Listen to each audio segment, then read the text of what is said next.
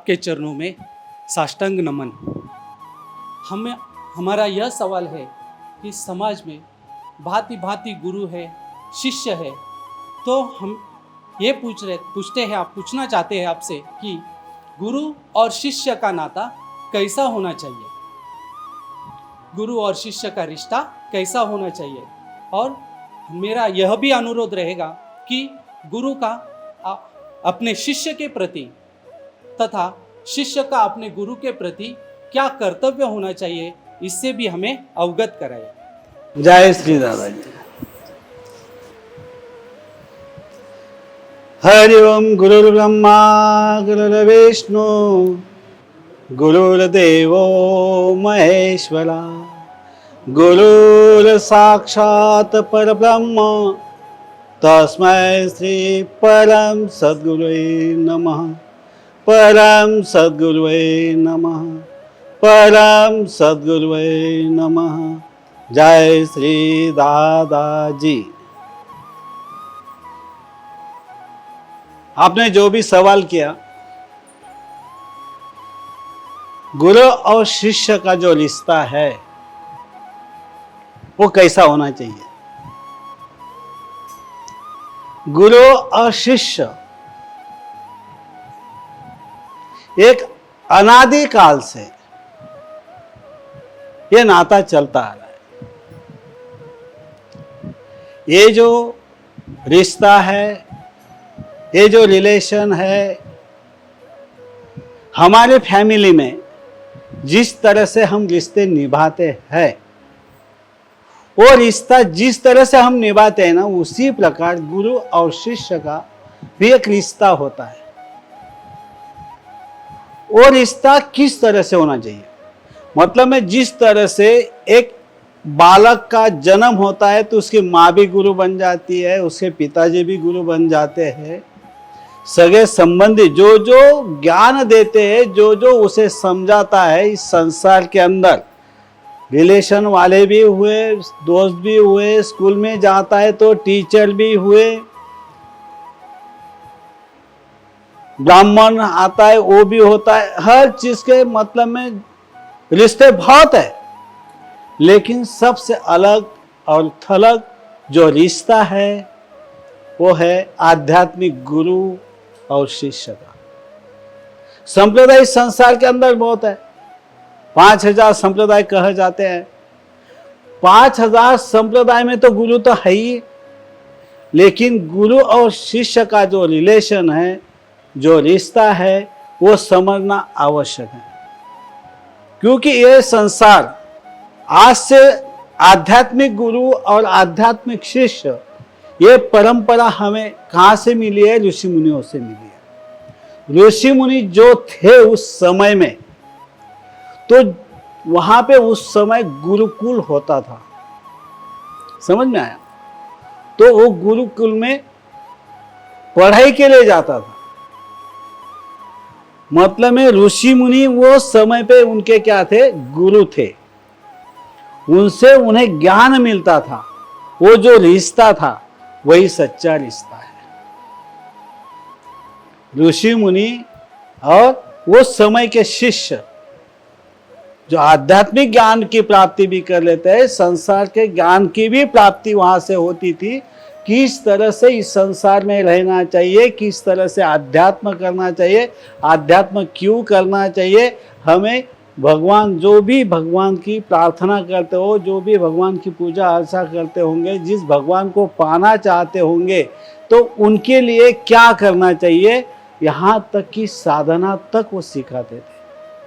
लेकिन वो समय पे जो शिष्य उनके पास जाता था तो 12 साल तक वहां पे रहते थे। कितने साल तक?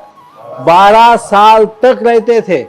और जब 12 साल वहां पे रहते थे तो क्या था? तब तक वो बच्चे को माँ बाप का प्यार देते थे। पहला गुरु क्या हो गया? पिता भी हो गया और समझो मां भी हो गया। दोनों प्यार इस संसार में कहां से मिलता है? अपने फैमिली से मिलता है। जब जिस फैमिली में हम रहते हैं, जिस फैमिली में हमारा जन्म हुआ है, वहाँ पे सच्चा माँ बाप का प्यार मिलता है। हर चीज़ उनको सिखाई जाती है, चलना सिखाया जाता है, हर चीज़। मतलब में बीमार गिरे तो जैसे माँ बाप उसकी सेवा करते हैं, उसको खिलाते पिलाते हैं, और जब एक उम्र में आने के बाद जब स्वयं का काम जो भी होता है, स्वयं की सेवा जो वो करते थे, कि गुरु की सेवा करते थे, वो एक उम्र आ जाती थी तब वहां पे जाते थे। समझे ना? उसके बाद गुरु का कर्तव्य हो गया कि उनको किस तरह से शिक्षा देनी है, किस तरह से आध्यात्मिक जीवन उसने जीना चाहिए, आध्यात्मिक जीवन में क्या प्राप्ति करनी है, हमें भगवान की भक्ति क्यों करनी है। जैसे हम दादाजी की भक्ति करें, हम दादाजी की भक्ति क्यों करें? भाई कम से कम हमें मोक्ष मिल जाए। आज तो संसार में तो सभी लोभी हो गए, समझे, जाएंगे प्रभु मेरी कमर दुखती है, कोई क्या बोलता है, कोई क्या बोलता है, भौतिक भी कहते हैं। ये भी वो दादाजी दे ही रहे थे ना सबको, वो समय भी दे, आज भी देते हैं दादाजी। मतलब में उसी प्रकार उनके सुख दुख में वो समय पे गुरु ध्यान देते थे, उनको समझाते थे, दुख में बीमारी में भी संभालते थे।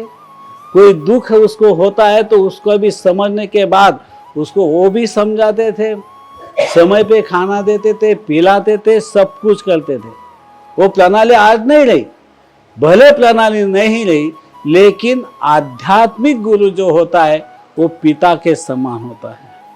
वो स्वयं अपने बच्चे को किस तरह से संभालना चाहिए, उसको किस तरह से ज्ञान देना चाहिए, ज्ञान देने के बाद उससे साधना किस तरह से कर लेनी चाहिए।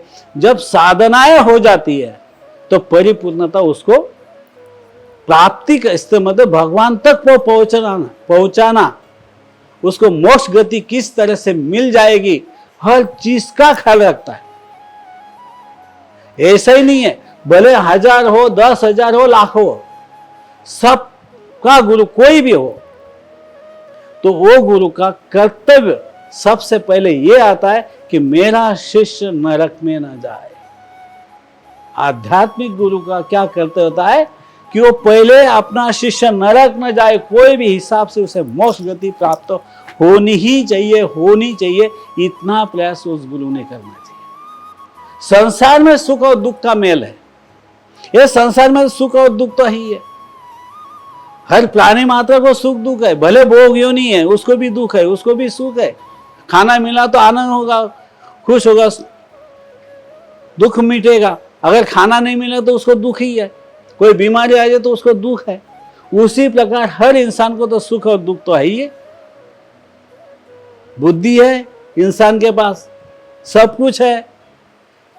आज विज्ञान की जो बात हम करें तो इतना एडवांस हो चुका है कि हॉस्पिटल में जाना पड़ता है, कभी कहाँ जाना पड़ता है। अगर मानसिक स्थिति से वो उभरता नहीं है तो भी उसको समझाने वाले बहुत है। उसी प्रकार गुरु का एक माध्यम एक ऐसा है, वो परमात्मा और शिष्य दोनों का मेल हो जाए।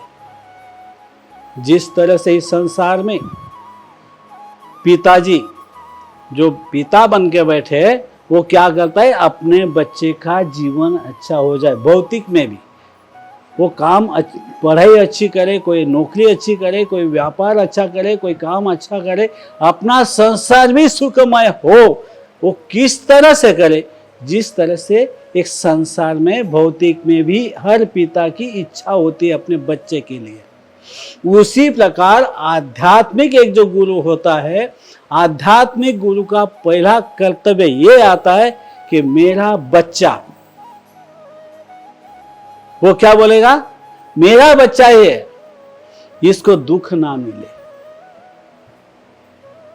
क्यों? ये संसार में आया है, प्रारब्ध लेकर आया है, किस्मत में कुछ ना कुछ लिख कर लाया है। जहां तक आई है वही है ही। सुख दुख जिंदगी में आएंगे ही, लेकिन ये सुख दुख क्यों आए ये उस गुरु को पता रहता है। कर्म से सुख दुख मिला है, प्रारब्ध कर्म से, पिछले कर्मों से प्रारब्ध बना है। ये आज इतना दुख भोग रहा है, इतना दुख, ये नहीं, अनंत का इसको सुख मिल जाए, ये मोक्ष में चला जाए।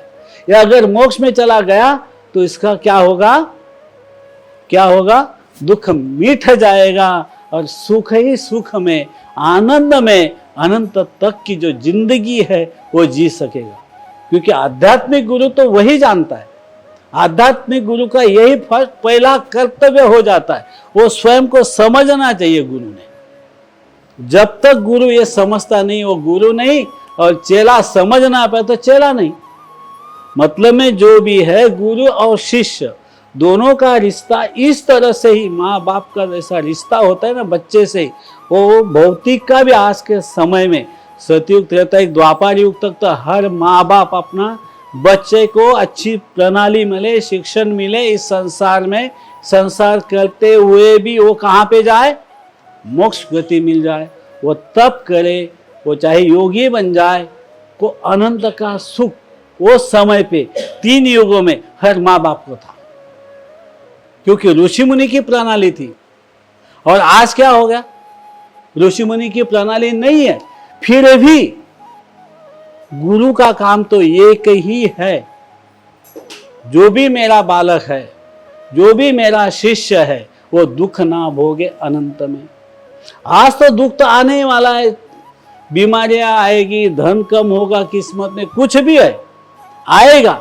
इस संसार में बीवी अच्छी मिलेगी, नहीं मिलेगी, पति अच्छा मिलेगा, नहीं मिलेगा, लेकिन अनंत का सुख के लिए प्रयास करना हर का कर्तव्य है। शिष्य का भी कर्तव्य वो बन जाता है कि मुझे अनंत का सुख मिले। इस संसार में तो है ही, आज जो है, क्योंकि ये शरीर है तब तक ये संसार है, उसके बाद कहाँ जाएंगे, ये पूरा ज्ञान कौन देगा, समझाएगा कौन, गुरु ही समझाएगा। जब गुरु अगर सही मिला तो ये समझा सकता है, अगर नहीं समझाया तो फिर उस शिष्य का भी नुकसान हो जाएगा, हानि हो जाएगी। और गुरु का कर्तव्य में कम गिर गया तो परम जो भगवान है, परमात्मा है, उसका भी दृष्टिकोण उस गुरु के प्रति तो अच्छा थोड़ा रहने वाला है। समझो पिताजी है, उसके 10 बच्चे, अभी तो 2-2 ही है सबको, या एक ही है किसी को, तो वो बात अलग है। पहले के जमाने में 10-10, 12-12 बच्चे तो रहते थे ना, गांधारी को 100 थे और वो तो 5 ही थे, लेकिन कम तो नहीं थे, एक तो हमने सुना नहीं, वो समय बहुत बच्चे रहते थे, बराबर। तो भी सब बच्चों को पालन पोषण वो करते ही थे ना, लेकिन तब भी कहां भेजा था उनको, गुरु के यहाँ भेजा था ना, द्रोणाचार्य के पास, हर चीज समझाने के लिए। पांडवों ने समझ ली, इन्होंने भी समझ ली, लेकिन अगर पिताजी, अगर माताजी गलत रास्ता उस समय भी बता दे तो क्या करे, 5 तो निकल गए, लेकिन ये 100 का क्या हुआ, गुरु ने तो कोई गलती नहीं की थी ना। द्रोणाचार्य ने तो ये 100 को और वो 5 को तो एक ही दिया था। वो तो कब हुआ था, द्वापर में हुआ था, बराबर। लेकिन जो द्रोणाचार्य थे उन्होंने तो गलत जो शिक्षा थी, जो शिक्षण दिया होगा, जो शिक्षण प्रणाली थी, उस हिसाब से ही दिया है ना। विकार सतयुग से त्रेता तक बढ़े, और त्रेता से लेकर फिर डायरेक्ट कलयुग में तो विकारों का इतने ज्यादा हो गए। ऐसे समय में आपने यह सवाल किया, तो भी एक सच्चाई इतनी है कि गुरु कैसा भी हो, हर गुरु का कर्तव्य है इस संसार में, इस दुनिया में, कि वो मोक्ष को जाना चाहिए। यहां तक तो गुरु का कर्तव्य ही, मेरा शिष्य नरक न जाए। कि नरक क्या चीज है हमारे ऋषि मुनियों ने बता दिया है, समझा ना। उनके ऊपर ग्रंथ भी है, उन्होंने देखा, प्रैक्टिकली देखा है वो, तो जाकर उन्होंने ग्रंथ लिखे हुए हैं। तो कहने का मतलब तो वहां तक ना पहुंचे अपना शिष्य, जो भी अपना बच्चा है उसको हम तो बच्चा ही बोलेंगे, क्योंकि उसका वो एक पिताजी का काम करता है। जब वो सही है, गुरु सही मार्गदर्शन करे तो शिष्य नरक जा ही नहीं सकता। गुरु का कर्तव्य हो जाता है कि कुछ भी करो भाई, तुझे इतना करना ही है, अगर तू इतना नहीं करेगा तो तुझे नरक जाना पड़ेगा। तेरे कर्म प्रारब्ध भी है और आज के कर्म भी है, उसको साफ करना पड़ेगा। हर चीज का ज्ञान, जो ज्ञान कहते हैं, गुरु का मतलब हुआ क्या? ज्ञान का भंडार जिसके पास है। भौतिक की बात छोड़ दो, आध्यात्म में ज्ञान का भंडार जिसके पास है, अनुभूति का ज्ञान है, और ये भी चीज उसमें आ जाती है। उसको अनुभूति होनी चाहिए। खाली ग्रंथ पढ़ के कुछ नहीं होता। खुद साधना की है, खुद का आत्म साक्षात्कार लिया हुआ है, कुछ ना कुछ उन्होंने इतनी ग्रेट अनुभूतियां ली होगी, वही गुरु सच्चा रास्ता दिखा सकता है। क्योंकि गुरु का काम ही एक ही है, हर अपना जो शिष्य है वो कहाँ पे जाए? कम से कम मोक्ष, कम से कम योगी बन जाए, वो बात अलग है, आगे की बात है। ध्यान योग साधना की बात है, आत्म साक्षात्कार लेना है, ध्यान योग साधना है, योगी बनना है, आप ध्यान योग साधना ही है, बहुत कुछ है आगे। लेकिन मोक्ष तक जाने के लिए, मुक्ति पाने के लिए स्वयं को समझना गरज होता है। वो आत्मा जो समझ लेता है साधना से, वो ऐसा अगर गुरु है तो वह अपने बच्चों पे क्या करेगा? प्यार लुटाएगा, प्रेम से कहेगा भाई तू ये कर ले, ऐसा नाम भज ले, तू निकल जाएगा, सांस सांस में नाम भजना पड़ेगा, तुझे संसार करना ही है, लेकिन संसार करते करते तुझे मोक्ष भी पाना है। क्या ऋषि मुनि संसारी नहीं थे? हर कोई उस समय संसारी थे, फिर भी वो ऋषि मुनि बन गए, वो भी भगवान बन गए। तो ये तो तुकाराम महाराज बोले ना, हम वैकुंठ से आए, ऋषि मुनि ने बताया, वो बताने के लिए आया। तो ऋषि मुनि का ज्ञान कितना श्रेष्ठ होगा? जो विष्णु लोक में जो रहते हैं वो भी कहते हैं कि तुमको ये करना पड़ेगा। इतना मामूली मतलब में क्या होता है, जो गुरु जो होता है ना, गुरु को पहले समझने की कैपेसिटी शिष्य में भी हो, और शिष्य की भी कैपेसिटी समझने की बात गुरु में भी हो। एक दूसरे को समझना, जो रिश्ता है वो अपने पास में किस तरह से उस शिष्य को रखे और उसको आगे तक किस तरह से करे। संसार तो सबको है, लेकिन नरक तो सबसे बड़ी, जो आज दिखाई नहीं देता। आज हम इस संसार में तो शरीर दिखाई देता है, लेकिन हम तो ये समझते नहीं मुझे मृत्यु है, एक दिन मुझे जाना है, कहाँ जाना है, ये तो कोई सोचता ही नहीं ना। ये सोच निर्माण करना वो गुरु का काम है। क्योंकि आगे चलकर तेरे जो ट्रैवल होगा, जो तेरा मतलब में सफर होगा, वो सफर तेरा कैसा हो, ये भी आवश्यक है ना। गुरु अगर ये सब जानता है तो शिष्य को वहां तक ले जाने का काम गुरु का है। ये नाता, संसार के रिश्ते यहां रह जाएंगे, लेकिन गुरु और शिष्य का अगर जो रिश्ता है वो सही ढंग से जो भी पार करेगा तो त्रिलोक में नाम हो जाएगा। एक गुरु एक चेला जो है अगर सही है तो त्रिलोक में नाम होता है। एक ही शिष्य हो, एक ही चेला हो, एक ही गुरु हो, भले इस संसार में कोई माने या न माने, फिर भी वहां ऊपर दोनों की जय जयकार हुई। जैसे यहाँ पे रामकृष्ण परमहंस थे और स्वामी विवेकानंद, एक चेला मिल गया तो गुरु का भी नाम हो गया और शिष्य का भी नाम हो गया इस धरती पे भी। लेकिन ऐसा शिष्य तो मिलना चाहिए ना उस गुरु को, जो शिष्य पूरी तरह से समझ ले। मतलब ये रिश्ता मामूली नहीं है, हम जो बोलते हैं ना वो रिश्ता मामूली नहीं है। चलो, स्वामी विवेकानंद के पिताजी से के नाम से कोई जानता है? क्या बोलते हैं? स्वामी, अरे रामकृष्ण परमहंस का शिष्य स्वामी विवेकानंद।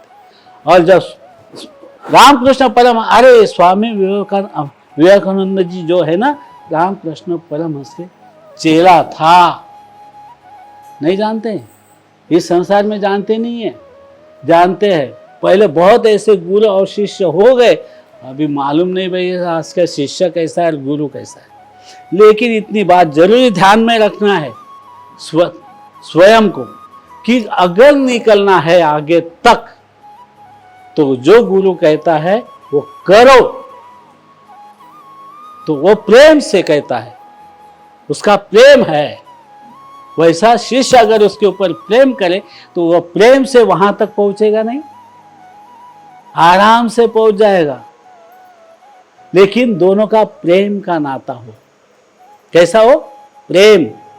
कैसा प्रेम हो? निर्गुण निराकार प्रेम हो, आसक्ति का प्रेम न हो, लोभ का प्रेम न हो, जो विकारों का प्रेम न हो। नहीं तो हम विकारों को भी प्रेम ही कहते हैं आजकल। क्या कहते? चांद सूरज तारे तेरे ले लेके आऊंगा, वो प्रेम नहीं है, उसे प्रेम नहीं कहते। वो एक आसक्ति है, एक वासना है, वो ऐसा प्रेम नहीं। प्रेम कैसा हो? स्वच्छ और सुंदर हो, सच्चा हो। वो प्रेम गुरु और शिष्यों में होना चाहिए। ऐसे ही कोई भी चीज की प्राप्ति नहीं होगी। नहीं तो शिष्य, अरे क्या यार जाने दो, आज नहीं तो कल देखेंगे। उन्होंने बोला वो करना ही चाहिए, क्या नहीं किया तो क्या होता है, किसने देखा नरक। अगर ऐसा गुरु पे ही विश्वास नहीं है तो वो शिष्य जाएगा क्या भाई? दोनों का मन जो है वो कैसा होना चाहिए? एक बन जाए, वो दिखाएगा। गुरु दिखा सकता है, गुरु में पावर है। भी मैंने पहले ही बोला, कौन सा श्लोक बोला मैंने? गुरुर् ब्रह्मा गुरुर् विष्णु गुरुर्देवो महेश्वरा गुरुर् साक्षात पर ब्रह्म तस्मै श्री गुरुवे नमः। ऐसा अगर गुरु मिल जाए तो गुरु शिष्य का नाता सारा जहां में फेमस हो जाए। ये गुरु और शिष्य का नाता है, यही रिश्ता है प्रेम का, बच्चे का। जैसे अपने बच्चों के ऊपर प्रेम करता है, उसी प्रकार अपने शिष्य के ऊपर प्रेम करता है। वही सच्चा गुरु और वही सच्चा चेला, जो गुरु का समझ लेवे और जो गुरु उसको समझ लेवे। जय श्री दादाजी।